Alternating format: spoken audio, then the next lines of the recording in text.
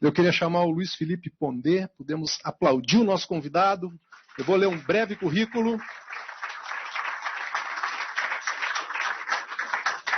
Enquanto sobes ao palco. Pondé é filósofo, escritor, professor, colunista da Folha de São Paulo, onde aborda temas como comportamento, ciências e muitos outros. Atualmente tem forte influência digital, já conta com mais de 1 milhão de amigos, né, também chamados de seguidores em suas redes sociais, sendo um sucesso em vendas, com seus cursos online e obras literárias já publicadas, como o Guia Politicamente Incorreto da Filosofia, de 2012, que entrou para a lista dos livros mais comentados e vendidos do filósofo. É graduado em Filosofia pela USP, onde também realizou o seu mestrado em História da Filosofia Contemporânea, em conjunto com a Université de Paris 8, e obteve o doutorado em Filosofia Moderna na mesma instituição, recebeu seu pós-doutorado em Epistemologia pela Universidade de Tel Aviv, em Israel. Mais uma salva de palmas, seja muito bem-vindo. Vai falar daqui, de lá? Ou... Tá, depois eu subo. Bom, boa noite.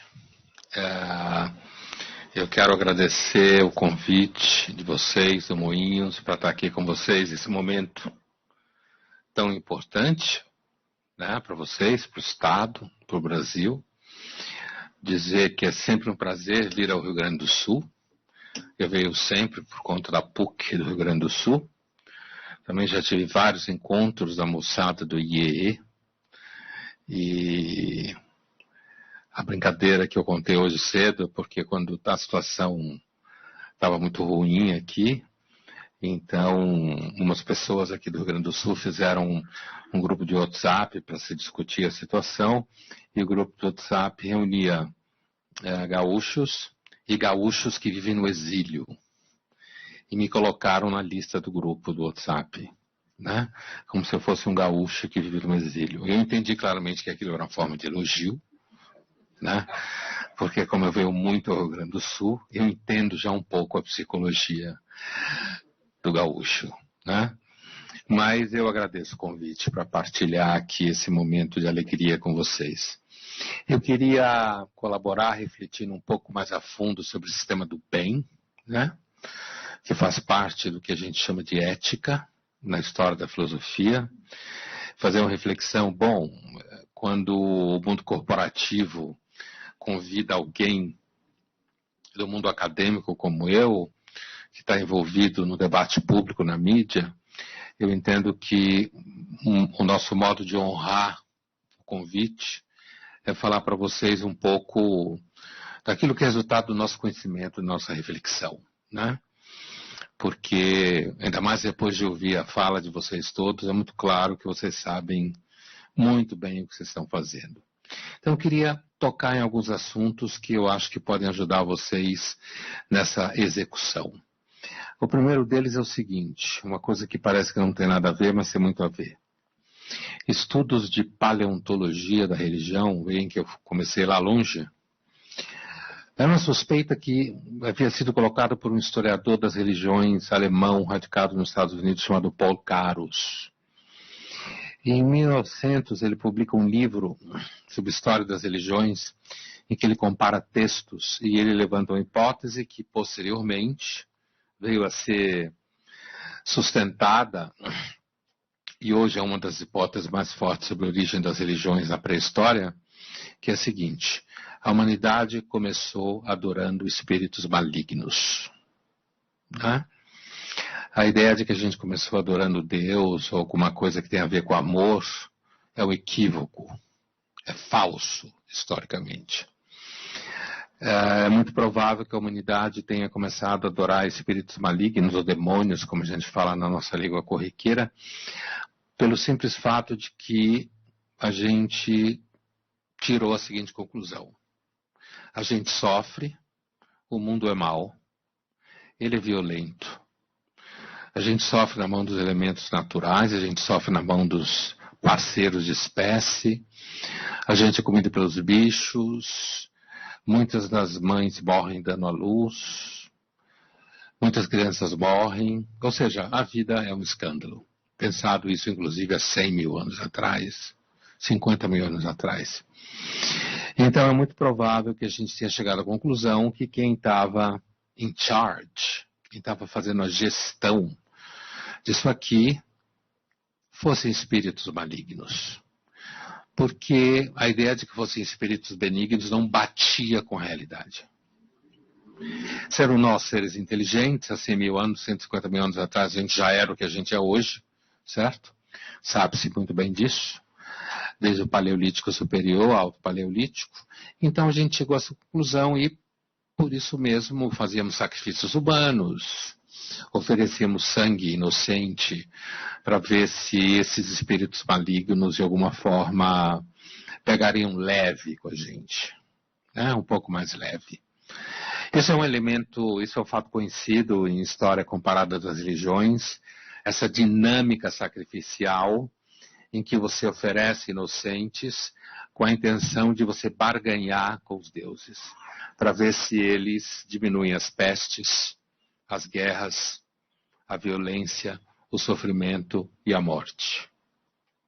Muito tardiamente, em relação a períodos como o Paleolítico Superior, que vai até mais ou menos 50, 40 mil anos atrás, ou até 30, a gente começou há cerca de 3, 4 mil anos atrás a supor que existiriam entidades espirituais ou deuses que estivessem do nosso lado. Para conseguir fazer isso, foi necessário que de alguma forma a gente amadurecesse a ideia de que nós temos capacidade de fazer coisas que fazem com que a gente sofra menos. Né? Essa é a explicação mais recorrente dos historiadores da origem das religiões, de que quando a gente começou, e a gente começou pensando que havia um duelo, né? Na Pérsia, havia um duelo entre o bem e o mal, e o bem compreendido como forças que estavam a nosso favor, e o mal, como sempre, contra nós. E alçamos o posto de quem era capaz de imaginar que existiriam forças sobrenaturais que também estariam a nosso favor, que também seriam capazes de enfrentar os espíritos malignos. E com isso, quem sabe, a gente sofreria menos. Isso é um raciocínio tipicamente mágico.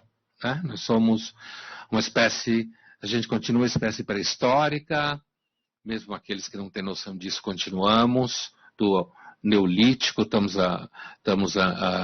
adaptados a um ambiente neolítico, por isso você tem que andar em esteira, porque senão a comida vira veneno em você.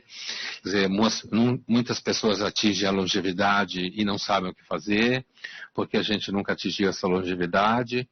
Então nós somos ainda uma espécie que carregamos conosco essas experiências muito antigas, e assim como muito provavelmente no Paleolítico Superior, 50, 60 mil anos atrás, uma das causas das crenças na vida após a morte, seguramente eram sonhos, né? Os sonhos.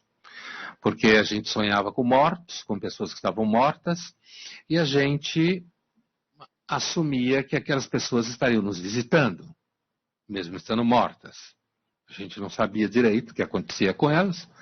Na realidade, se alguém do Paleolítico Superior descesse aqui hoje numa máquina do tempo e perguntasse para nós, vocês sabem o que acontece depois da morte? A gente ia ter que ficar humilhantemente e dizer para eles, não, a gente não sabe nada além do que vocês sabiam há 150 mil anos atrás. Continuamos ignorantes sobre esse assunto.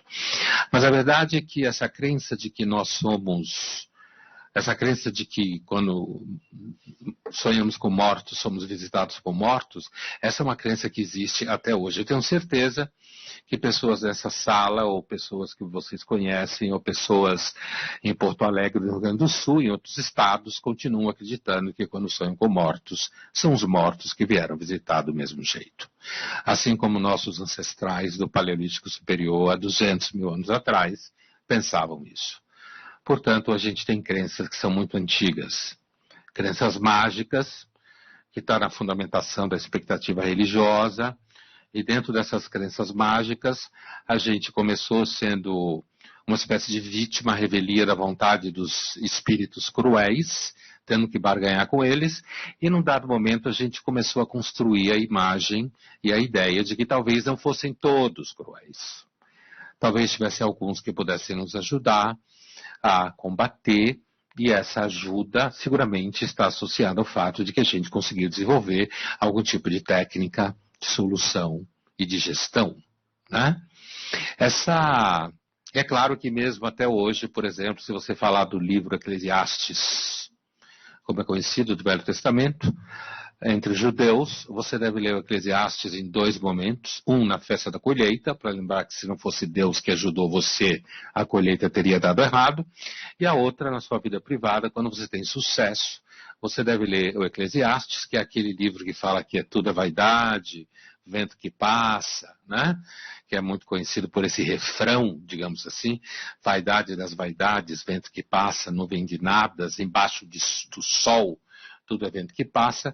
Você deve ler também esse livro na sua vida privada. Toda vez que você tem sucesso durante o dia, você deve chegar em casa e ler o Eclesiastes para lembrar que, no final das contas, como dizia o Lutero, quando traduziu o Eclesiastes é um livro sobre a graça. Se Deus não der a graça, você não tem o sucesso da colheita. Se Deus não der a graça, você ainda não tem o sucesso do resultado da sua vida. Portanto, isso é um entendimento clássico, religioso, espiritual, de que tudo que a gente consegue realizar é fruto de uma parceria entre nós e o sobrenatural, de alguma forma. Seja para o bem, seja para o mal. No final das contas, isso também significa que a luta contra o mal, não vou entrar nesse debate do que é o mal, porque isso nos levaria até depois de amanhã, nessa discussão, certo? Mas a luta contra o mal, compreendido como morte, sofrimento, violência, injustiça, que já é uma boa definição, para se entender o que é o mal, é uma luta contínua, interminável, infinita e perpétua. Nunca vai acabar. Nunca. Nunca viveremos um mundo perfeito. A perfeição é um país que a espécie humana não conhece, né? Provavelmente nunca vai pisar lá. Mas, no entanto, quando a gente atingiu a possibilidade de acreditar que a gente poderia fazer algum tipo de frente a essa situação de sofrimento com o mal, a gente começou a acreditar, então, que haviam espíritos que nos ajudavam. Já no século XIX, filósofo alemão muito famoso no mundo da filosofia, não tanto fora da filosofia, chamado Ludwig Feuerbach, escreveu um livro chamado Essência do Cristianismo, que ele dizia basicamente o seguinte: teologia é antropologia. Tudo que a gente projeta no mundo dos deuses e no mundo da mágica é, na realidade, nós projetando no mundo que não existe, do ponto de vista do Ludwig Feuerbach, que não existe, e ao invés de perceber que tudo que a gente acha que existe no mundo do sobrenatural ou no mundo da mágica, na verdade, nada mais é do que a projeção humana numa esfera exterior a ele. Quanto mais rápido, segundo Ludwig Feuerbach, quanto mais rápido nós formos capazes de perceber que todas essas divindades são nada mais do que projeção humana, e assim como eu não estava fazendo uma pregação religiosa antes, tampouco agora a minha intenção é fazer uma pregação ateia, eu estou simplesmente contando um processo, né, que deságua no seguinte: o bem e o mal somos nós que fazemos. Né? E, infelizmente, aparentemente, como fala um outro filósofo, esse húngaro, né, John Keats, esse vivo, em atividade nos Estados Unidos, há uma prevalência do mal no mundo. Uma prevalência. Ele é mais recorrente, ele é mais universal, ele é mais presente, o que significa que o enfrentamento dele é um enfrentamento contínuo. Pensando a partir do Feuerbach, se não são os deuses ou as mágicas, ou seja lá o que for, nem que causam os males, tampouco que causa o bem, o enfrentamento desses males, se somos nós que fazemos isso, se há uma prevalência do mal no mundo, é porque há uma prevalência em nós.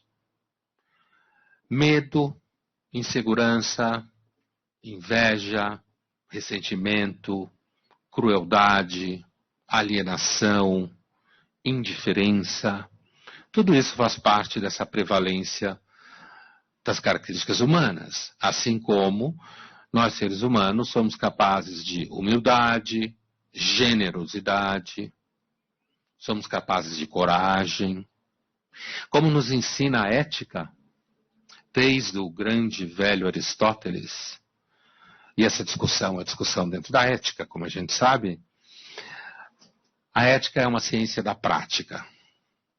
Isso foi ensinado por nós, pelo grande Aristóteles. O que significa que é uma ciência da prática? Significa que não existe ajuda, não existe ética teórica. Assim como não existe filantropia teórica. Assim como não existe vontade de ajudar as pessoas de forma teórica. Ou é prática, ou não é nada. E a característica das práticas virtuosas, como falavam os gregos, arete, etike, que significa virtudes práticas. O nome já diz prática. Isso significa que quanto mais você pratica uma virtude, melhor você fica nela. Então, quanto mais vocês desenvolverem isso que eu vi vocês falando aqui, né? E já no call que a gente teve antes, vocês já tinham falado para mim, apesar que eu evidentemente conhecia o hospital de nome, né? E apesar de nunca ter vindo aqui, em São Paulo, quando se refere ao Moinhos, sempre se fala que o Moinhos é o Einstein do Rio Grande do Sul, né? Essa é a analogia que se faz em São Paulo, né? Com o Moinhos de Vento, o hospital. Então, assim, essa atividade que vocês têm, ela só sobrevive na medida em que ela é prática, em que ela amplia essa prática. É quase como um empreendimento. Se você para, você morre. Então, na medida em que vocês decidem abrir uma nova frente, se eu entendi bem, né, com essa ideia de moinho social, e você resolve chegar, por exemplo, inclusive a uma discussão sobre o meio ambiente, né, e você vai, digamos, entre aspas, além da atividade unicamente médica, apesar que todos nós sabemos que medicina é uma ciência diretamente ligada às humanas, né? Aliás, a minha história com a medicina, eu venho de uma família de médicos, eu sou o único que escapou dessa maldição. Pai, avô, irmã, tio, filho, o filho também incorreu na maldição. Eu sou o único que consegui me curar há algum tempo, né? E eu fazia perguntas nas aulas que os professores me respondiam: essa pergunta não tem nada a ver aqui, você devia ter na aula de filosofia. E virava as costas e mandava para aquele lugar, né? Hoje, provavelmente, minha mãe teria ido na faculdade, a psicóloga, dito que o professor não teria levado em conta a minha autoestima. Mas, assim, essas perguntas foram me levando à percepção de que eu tinha lá um conjunto de questões que não eram satisfeitas quando o médico de clínica médica falava: amanhã eu quero um fígado na mesa, né?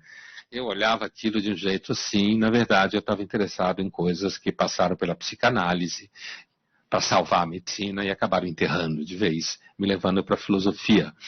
Mas eu digo isso porque quando você pega, por exemplo, um caso como a pandemia de coronavírus, todo epidemiologista sabe, e qualquer pessoa que olhe um pouco atento para esse assunto, sabe que uma epidemia é um quadro médico, sanitário, que tem uma face virada para a medicina e uma face virada para as ciências sociais. Nenhum epidemiologista pode ser um epidemiologista competente se ele não entende de ciências sociais. Por quê? Porque uma epidemia é uma doença que pressiona o contrato social, altera os comportamentos, altera o modo de vida. Só que a gente percebe, para além desse caso da epidemia, como uma doença que acomete o contrato social, nós podemos falar assim mesmo, ela comete, ela contagia o contrato social. A verdade é que assim como o mal, no caso da epidemia, apesar de que a epidemia é o mal natural, né? Não é uma criação humana, sem entrar no eterno mérito desse debate, né? O mal criado pelos seres humanos, ele também contagia. E aí vem um fator de uma filósofa russa radicada nos Estados Unidos. Eu vou citando os nomes porque como eu sou professor, o professor tem esse hábito, né? Uma filósofa russa radicada nos Estados Unidos, muito famosa nos Estados Unidos, aqui no entanto, chamada Ayn Rand, né? O pessoal do IEE conhece bem ela, a molecada do IEE com quem eu encontro várias vezes aqui, inclusive de famílias entre as quais muita gente está aqui, né? Conheço uma geração mais jovem. Eles gostam muito da Ayn Rand porque ela é uma filósofa liberal típica, né? Mas ela tem uma coisa menos conhecida na filosofia dela, que é a ideia do que ela chama de realismo objetivo. O realismo objetivo é o seguinte: as práticas éticas, elas têm efeito de contágio. Elas contagiam para o bem e para o mal, como sempre. Então, pessoas mesquinhas geram mesquinharia. Pessoas injustas geram injustiça. Pessoas cruéis geram crueldade. Portanto, existe uma dimensão, como já dizia o velho Aristóteles, prática. Só que a Ayn Rand, Aristóteles vivia numa Atenas, em que ele morava como estrangeiro. Ele não era ateniense, ele era macedônio. Portanto, ele não tinha direitos em Atenas, ele tinha só um green card que autorizava ele a trabalhar, mas ele não tinha direito de participar da vida política porque ele era macedônio e por acaso os macedônios eram os invasores de Atenas, então ainda olhavam para o Aristóteles assim como qualquer povo olha para um exército que lhe invade, apesar de que ele tinha ido para lá já antes, porque ele queria estudar com o grande Platão.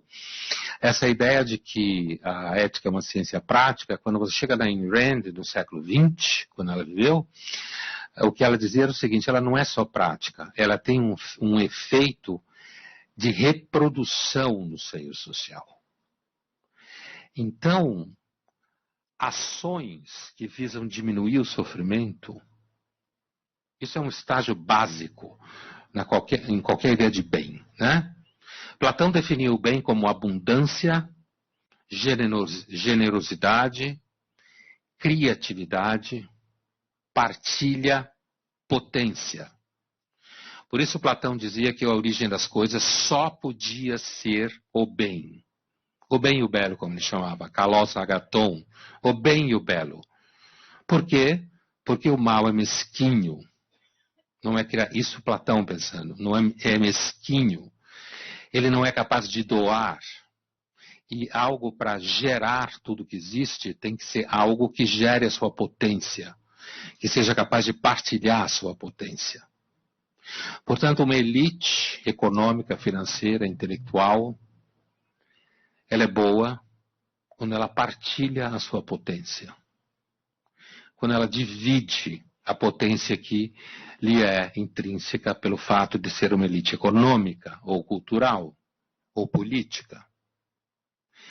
Existe uma coisa também nesse cenário, quer dizer, quando Moinhos de Vento se lança na tarefa de enfrentar o mal social, grosso modo, né? Criando iniciativas que visam cobrir várias áreas da vida, porque a vida é uma entidade holística, né? Como se diz, holos, do grego, totalidade, né? Tudo que existe, a matéria total, holos, ela é holística. Significa que você salvar vidas não é só salvar a vida de uma doença, é você conseguir reconstruir o percurso dessa pessoa, né? Então, para além dessa, digamos assim, dessa dimensão de contágio, como falava a Ayn Rand dizia que, e ela é famosa porque ela escreveu um livro chamado Revolta de Atlas, que eu não sei se alguém aqui conhece, eu tenho certeza que alguns de vocês conhecem, com certeza, que é um livro sobre o dia em que os empresários se encheram o saco dos socialistas e fugiram. Essa é a história do romance. Tem três tomos. Mas também a Ayn Rand era russa.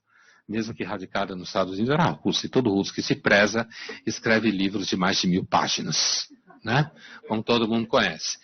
Então, nesse livro, os Atlas, como ela chama no livro, né? Atlas Shrugged, dobrado, eles fogem porque eles não aguentam mais o crescimento do socialismo e do estatismo nos Estados Unidos. Tem lá o contexto específico da história. Mas o que ela diz é que coragem, iniciativa, discernimento, acordar de manhã, trabalhar muitas horas, isso contagia. É isso que ela quer dizer. Isso contagia.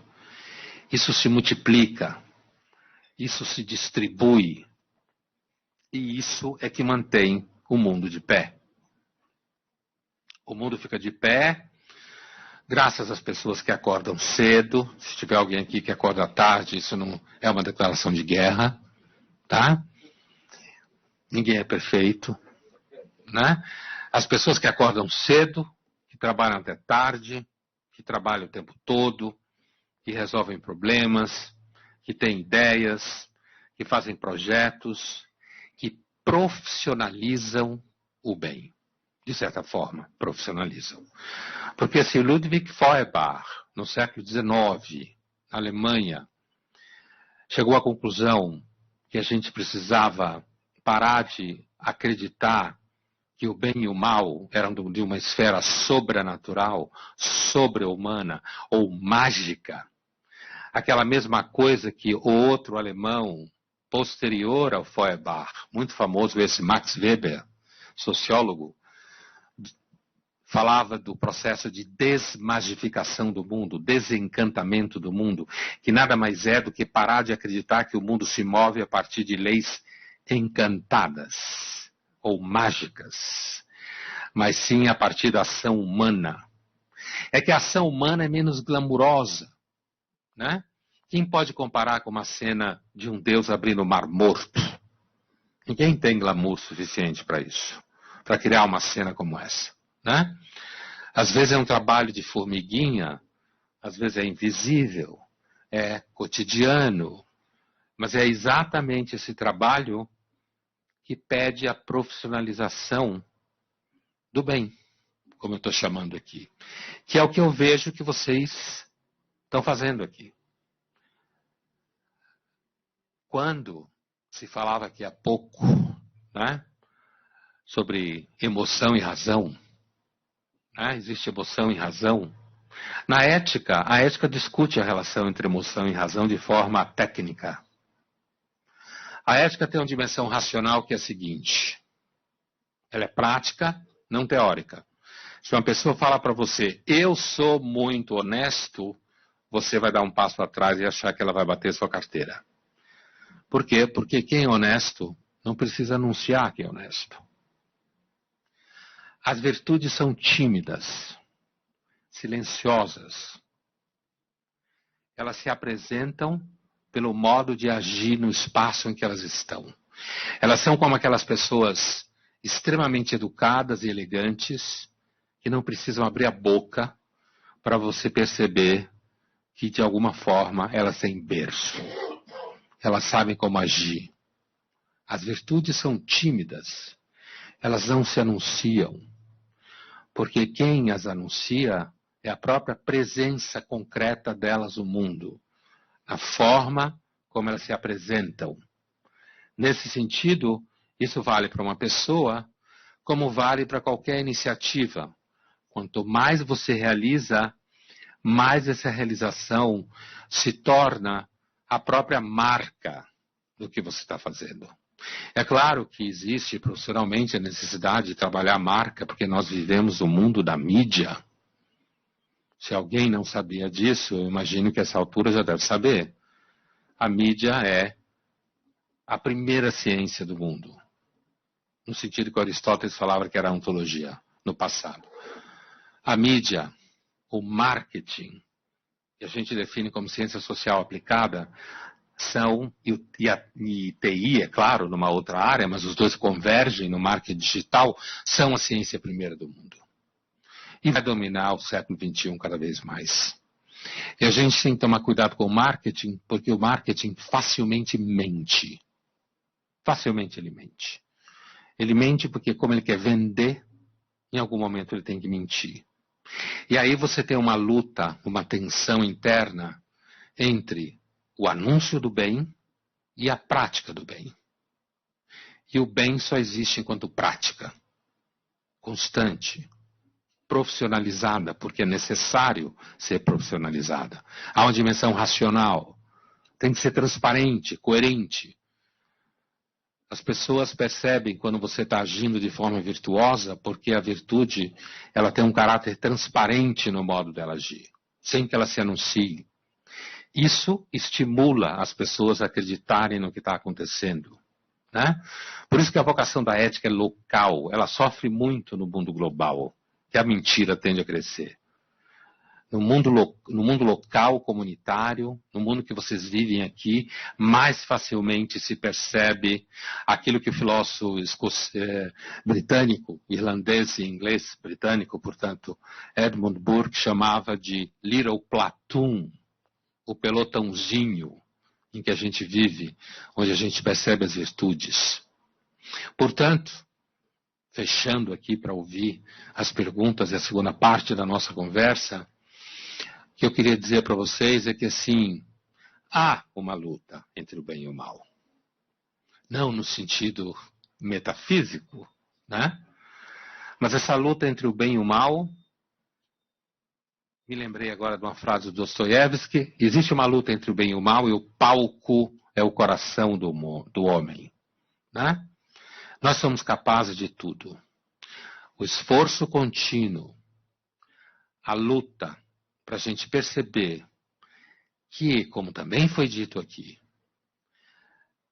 temos que cuidar dos mais pobres. E como dizia o Lord Acton no século XIX, ou cuidamos dos pobres, ou um dia eles cuidarão de nós. Certo? É o mesmo Lord Acton que dizia o poder corrompe, o poder absoluto corrompe absolutamente.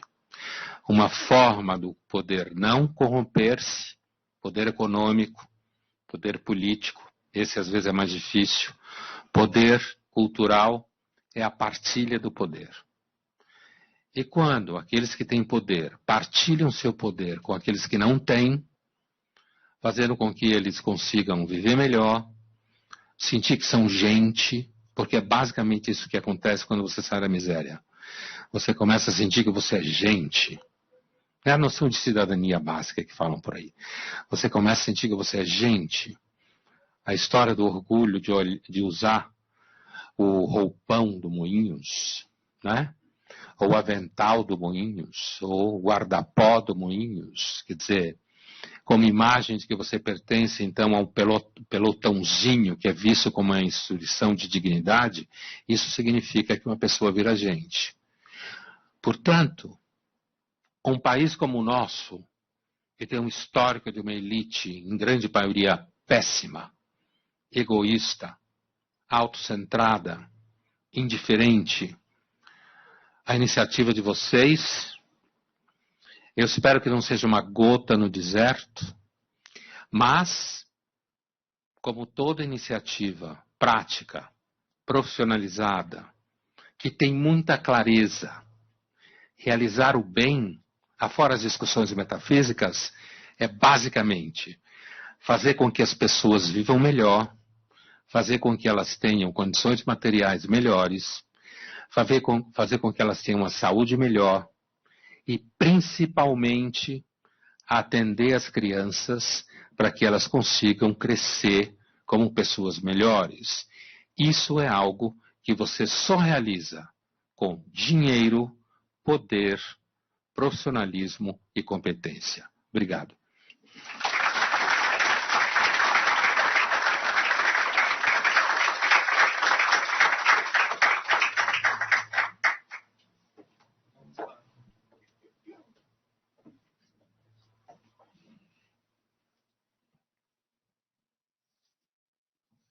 pegar meu celular aqui que estava carregando, pelo qual espero que cheguem as perguntas. Temos aqui o...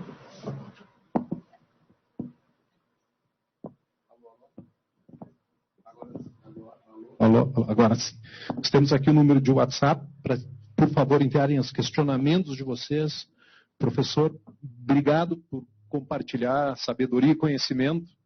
Eu anotei, e algumas dessas perguntas eu não vou fazer, porque eu tenho até vergonha de fazer. Chama-se microfonia. Mas vamos começar pela primeira. Me impactou muito uma frase sua. As virtudes são tímidas. O mal é barulhento. Não deveríamos fazer das virtudes mais barulhentas até para que elas inspirem e sirvam de exemplo e possam contaminar de forma positiva os demais?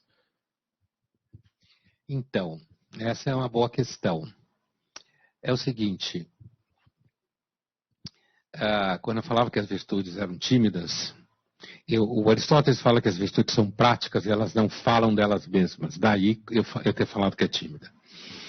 É porque elas se anunciam pela própria presença.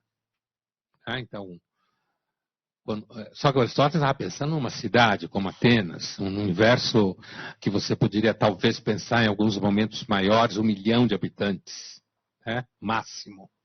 E mesmo assim, só 200 mil contavam, basicamente. Mas assim,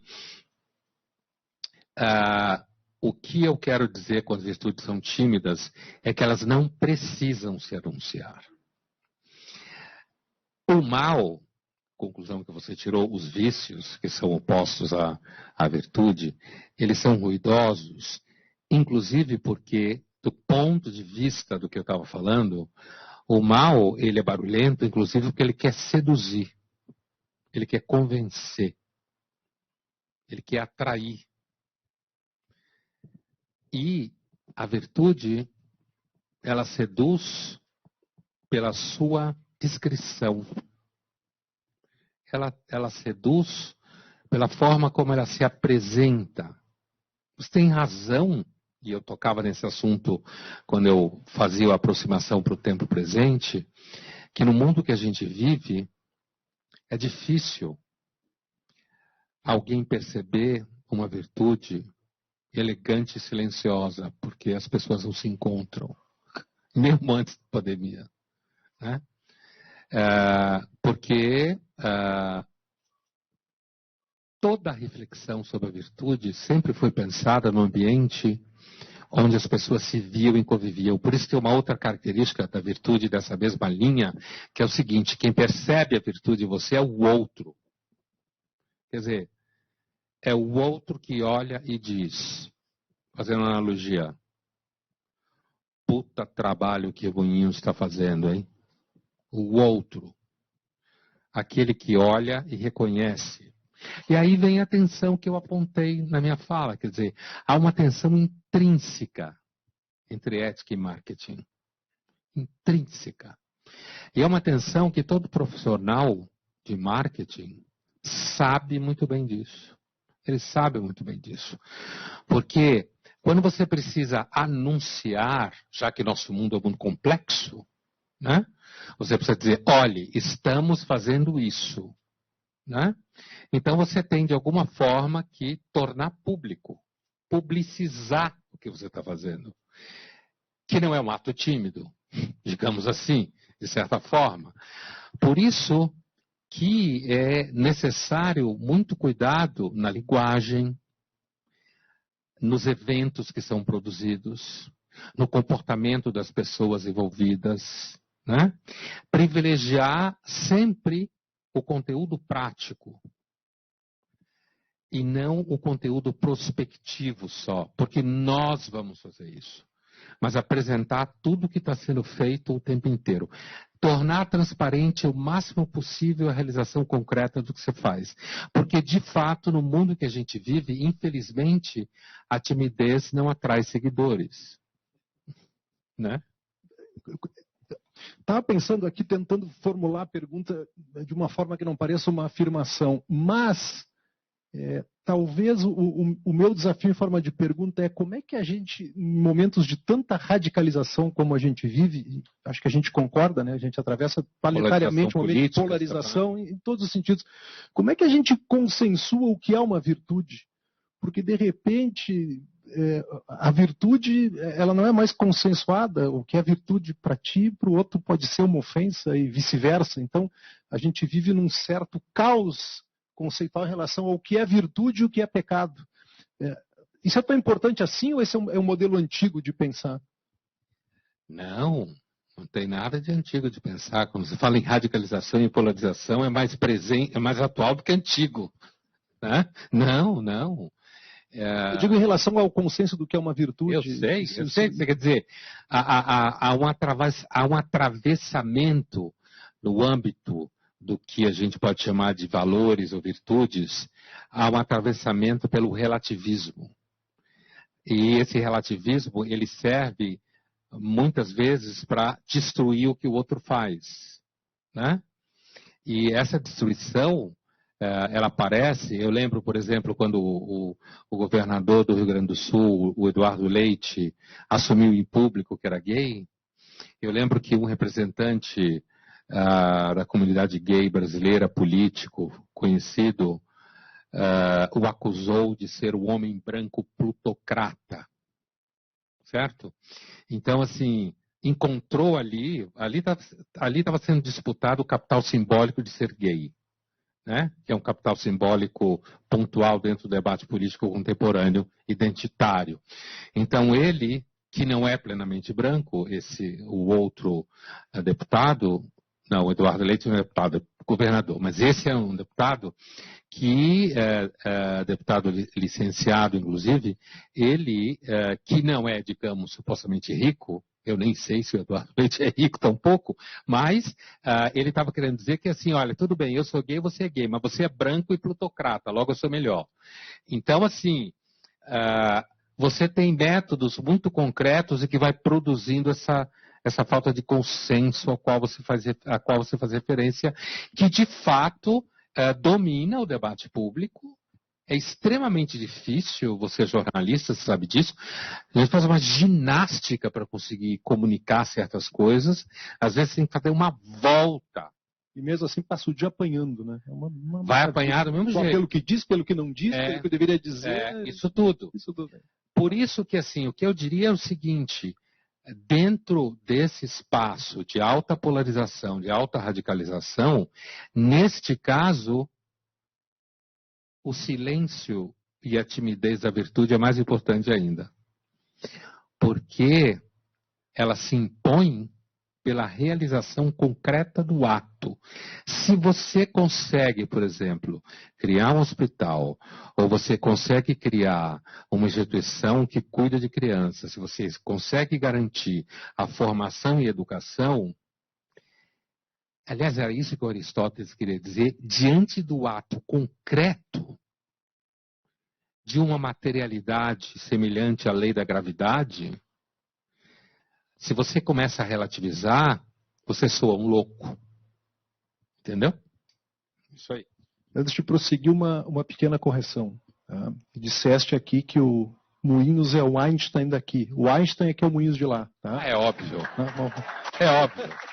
Eu já imaginava que alguém ia falar isso. Obrigado, deixou a bola quicando. Isso é que é parceria. Muito obrigado. Afinal de contas, eu conheço o espírito gaúcho. Gaúcho-centrista. Conheço. Gaudério-centrista.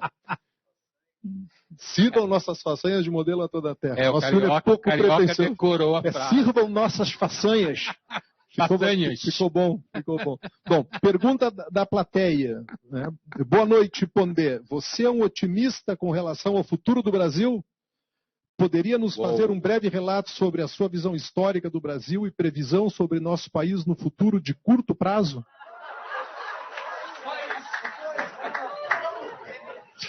Eu tenho um avião amanhã de manhã para pegar. Olha, veja bem. O Karnal disse que eu sou o Schopenhauer brasileiro, né? O que em filosofia é uma afirmação bastante forte, é um elogio. É um elogio. É um elogio. Muita gente não sabe que é um elogio, mas é um elogio.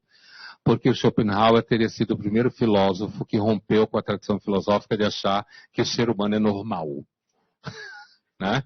O Freud teria vindo nessa linhagem, o Nietzsche, que o ser humano tem uns problemas de desequilíbrio e coisa e tal. Bom, então, digamos assim, eu costumo ter um olhar sobre as coisas, digamos assim, não facilmente vendável.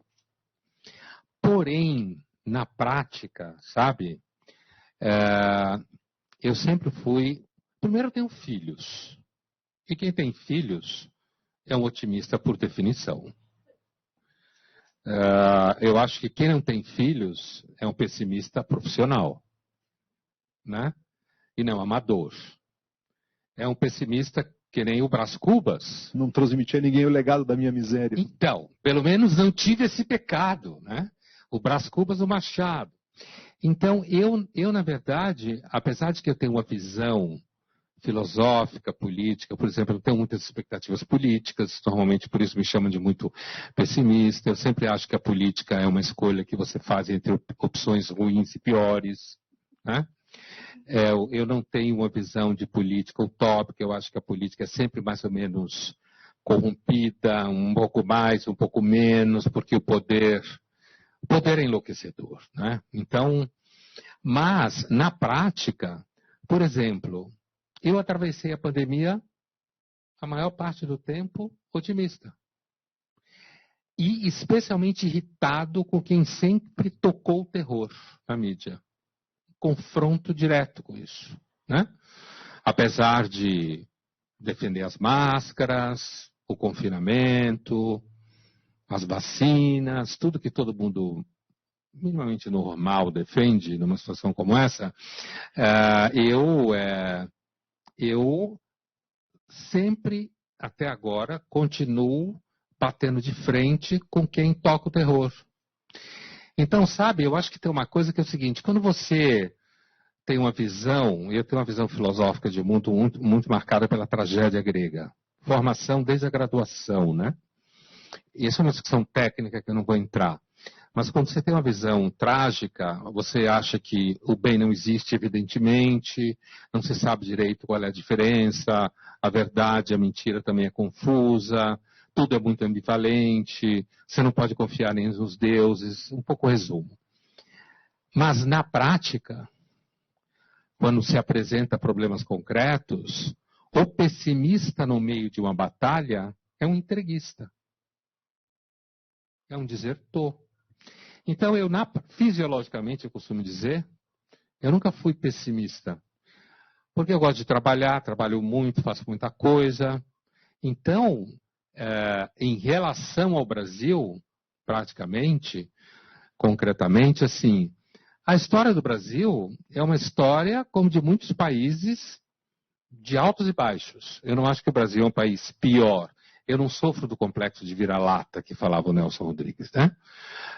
De que o Brasil é o pior país do mundo. E tem frases que eu sempre detestei, do tipo, não, porque no primeiro mundo, sabe, eu acho essa frase brega, né? Quando alguém fica o tempo inteiro pensando dessa forma. Então, eu tenho a impressão, por exemplo, em relação a 2022, eu acho que sou otimista, portanto. Filósofos não gostam dessa expressão, nem otimista nem pessimista, tá? Mas eu estou usando aqui porque é uma expressão de senso comum, né, que a gente usa no dia a dia. Eu acho que 2022 poderá ser um ano em que a gente continue a melhorar em relação à pandemia. Eu acho a maior forma de otimismo que existe hoje no mundo é acreditar que a gente vai vencer a pandemia. Eu acho a maior forma de otimismo. Meu otimismo é pequeno, ele é sempre muito concreto. Então, eu sou otimista em relação a achar que a inflação mundial, depois que passar essa pressão na cadeia, na supply, ela pode diminuir, e isso pode ajudar o Brasil, por exemplo. Onde eu tenho mais dificuldade de ser otimista é em eleições. Mas essa é uma coisa que o Schopenhauer diz, eu não falei que eu estava certo? Aí é difícil, mas eu ainda sou otimista, e aí eu não vou citar nomes, de que o pior, seja lá qual for, não vença. Né? Que, de repente, surja alguma opção que, de alguma forma, nos liberte, e, evidentemente, no sentido estratégico da análise, no horizonte que a gente tem hoje, qualquer opção que possa vir surgir, além de Bolsonaro e Lula, é uma opção que tire o Bolsonaro do segundo turno. Porque dificilmente vai se tirar o Lula do segundo turno. Muito difícil. Muito difícil. Então, o foco, para quem pensa como eu, que nenhum dos dois é boa opção, é necessário tirar o Bolsonaro do segundo turno. Para você criar uma possibilidade outra, nunca ideal, mas um mínimo de sanidade, e que tem um histórico um pouco menos pesado em termos de tudo que foi feito, em termos de alguma falcatrua ou semelhante.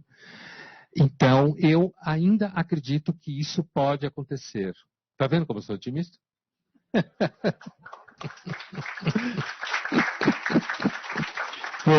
Acreditas no poder da pergunta? O que é mais importante, a pergunta ou a resposta? E se acreditas no poder da pergunta, a resposta é consequência direta. Que perguntas deveríamos estar nos fazendo agora, nesse momento, e que não estamos? Essa também é fácil, assim, para responder de bate-pronto. Então, olha, ele só faz pergunta fácil, né? É assim, o que você falou é um consenso entre filósofos, né? E jornalistas. Tem jornalistas nós também, né?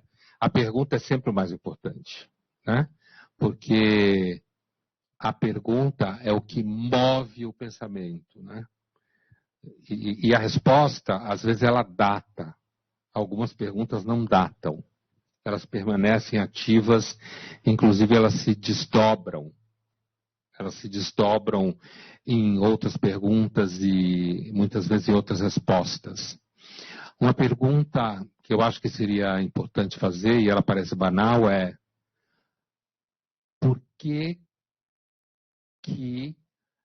os especialistas em epidemia não desistem de querer continuar a garantir seu espaço tocando terror nas pessoas?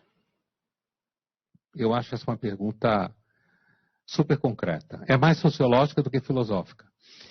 Mas o que é tocar terror? Sim. Sim, concretamente. Eu vou dar um exemplo concreto. Você não pode escrever no jornal, essa é a minha opinião, de inclusive estar trabalhando no jornal há 15 anos, né, ou em televisão também. Eu já tive essa discussão várias vezes com colegas. Você não pode usar expressões como potencialmente mais infecciosa. Não pode. Se você tiver um papo de bar, você pode. Mas quando você está escrevendo ou falando no veículo de mídia importante, você não pode usar a expressão potencialmente mais infecciosa. Sim, porque se potencialmente é mais, também é menos, né? Se é potencialmente, pode ser qualquer coisa. Você não pode dizer possivelmente não responderá às vacinas. Possivelmente. Por quê? Porque a gente não tem noção de como respondem as vacinas. Entendeu o que eu quis dizer? E assim como quando você fala potencialmente, assim como quando um dos representantes da farmacêutica importante nos Estados Unidos falou de bate-pronto. Não, porque as nossas vacinas não respondem a Omicron. A bolsa derrubou no mundo inteiro naquele dia. Quer dizer, o mercado precificou a irresponsabilidade dele. Precificou. O mercado disse, olha, se é para ser assim, nós vamos derrubar tudo. Você não pode fazer isso. Ainda mais você tendo um cargo alto numa das maiores farmacêuticas do mundo, que fabrica uma das vacinas mais importantes contra a Covid, certo? Inclusive porque ciência é um empreendimento contencioso, né? Quando você olha para a ciência da epistemologia, da teoria da ciência, o senso comum entende ciência de uma forma simplista. E durante a pandemia, como a imprensa e a mídia têm que entregar notícia, a imprensa e a mídia, como é reconhecido dentro dos jornais e dos canais de televisão a essa altura, ficou muito claro pelos colegas, o que acontecia é que você puxava alguém para dar uma opinião, esse alguém com credencial, ele dava opinião, mas aquela opinião, ela era quase um achismo, não havia segurança. Eu me dei o trabalho, quando aconteceu a Omicron, né, por razões profissionais, eu me dei o trabalho de fazer um levantamento de artigos de especialistas sobre a Delta, aqui no Brasil. É a variante Delta. E eram artigos que tocavam terror, como eu falei, que falavam que a Delta ia fazer um estrago no Brasil, né? Que era inevitável, que a Coronavac não funcionava contra a Delta. A Economist repetiu isso há 2 semanas atrás. Se a Coronavac não funcionasse de jeito nenhum, grande parte do corpo hospitalar do Brasil teria morrido, porque grande parte foi vacinada com essa vacina. A gente sabe que tem uma guerra econômica. A saúde é uma grande fronteira do capital no século XXI. Né? Então, sabe, portanto... E eu vi uma série de artigos de especialistas que diziam que a Delta ia levar o Brasil à condição da Gama, quando chegou a matar 4.000 pessoas por dia. E não aconteceu isso. Isso não significa que não se deve usar máscara, que se deve vacinar, nada disso. Mas significa que depois que isso não aconteceu, ninguém foi e escreveu no seu próprio espaço, olha, putz, errei, foi mal. Não aconteceu. Simplesmente toca-se o barco. É a isso que eu me refiro, entendeu? Eu perguntaria, e os jornalistas não perguntam isso, inclusive por uma questão de educação doméstica, né? Que é, como eu sou filósofo, então o filósofo na mídia tem fama de poder ser mais maluco que o jornalista, né? Esse é o nosso lugar, né? Pelo menos na Folha é assim. Você pode ter sangue nos olhos e falar absurdos, porque você é colunista. Um jornalista, coitado, não pode, tem que manter a linha, né? Mas eu já escrevi várias vezes disso, já falei isso na televisão, no jornal. Quer dizer, por quê? Por que tratar um tema como esse, no momento que a gente está vivendo hoje, e escrever coisas como potencialmente mais letal? Como assim? Um jornalista decente nunca usa a palavra potencialmente ou possivelmente. Ele tem que ter fonte para dizer isso. Ninguém tem, não é só ele que não tem. Nesse momento, ninguém tem. Maravilha. Queria agradecer a tua presença aqui. Queria pedir uma salva de palmas para o Pondé, nosso gaúcho honorário. Né? E agora... Obrigado. Não sei se não é debate eleitoral, tu queres dirigir as últimas palavras, considerações finais, tem esse negócio que é uma despedida, uma mensagem edificante. Adorei a mensagem edificante. Desde quando filósofos e jornalistas fazem mensagens edificantes? Desedificantes, melhor não fazer mensagem nenhuma. Deixa assim. Senão vai ficar desedificante. Não, eu queria mais uma vez agradecer o convite, dizer que é um prazer estar aqui, é sempre um prazer vir ao Rio Grande do Sul, dar parabéns a vocês pela iniciativa de fato grandiosa, né? E parabéns por ter um hospital que é o modelo do Einstein, como você dizia. Muito obrigado. Legal, obrigado.